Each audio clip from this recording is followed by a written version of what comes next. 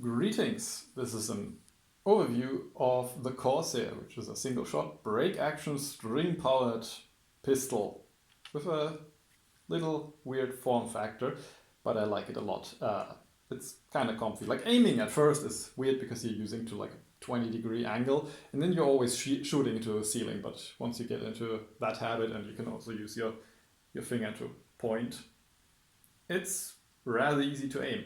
To reload, you can press that release lever up here and break it open. Alternatively, which is my favorite feature of this thing, you release it and flick it. It makes reloading very easy and very fast. So if you're getting a bit of a routine, this is a good scavenger, I think. Like if you just have it as a backup and just load rounds in. Like you can just flick it with one hand, grab some darts off the ground with the other, and keep reloading it as you go. But yeah, I like it quite a lot, and it should be very useful for single shot rounds. Another feature of it is break it open, put your finger into the barrel, muzzle, whatever, twist it, like you can see here, it unlocks. Then you get the Elite insert out, which is just an entire barrel basically, with two little knobs, so it locks in similar to a reverse end strike. And then you can load in some mega darts. Mega darts are tricky. They have wildly varying diameters and everything. Like I'm fairly sure like if they're slightly crummy, they will probably malfunction. But if you have fresh mega darts, they are still nice and round and not too squishy. They will work rather fine. You also have to make sure that the dart is in front of the string. So like this. If it's too far back, the string will go under the dart. But yeah, it works well enough for like a short distance mega shot. And realistically, mega is only used for like busting shields and special zombies or something like that. I'm not too firm on the rules because I don't have any actual games here in Germany, sadly. But yeah, like for short range, taking out something like that in a pinch should be quite fine. But I honestly greatly prefer the performance on Elite darts. Speaking of, you can of course also just load full-length darts, so whatever you come across, if it's the normal 50 cal darts, it will fire it pretty much no matter what, except if the dart is extremely crummy. But then the reloading kind of movement, if you have a crummy dart and it skips the dart, like priming it will flick the dart back out if it didn't fire, so also a pro for the scavenging thing. You can pick up whatever garbage the other players are using. One thing I have thought about, but I cannot make it or test it currently because I don't own any ultra darts, is making an insert for ultra darts. Like, this is a mega diameter thing. You could probably cut it out a little with ultra.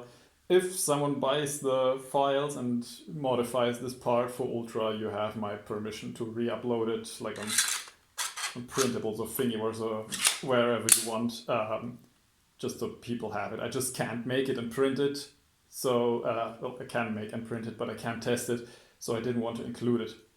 Also included in the files are a stock and a long barrel, which will come to soon. There's also a kind of a modification of this thing from Meeker, who made a lot of designs over the years, so kind of happy to have him in here. He saw this thing and wanted like a break action sawn-off dull barrel, which he has made, and the files are in there. I haven't printed or tested it, sadly.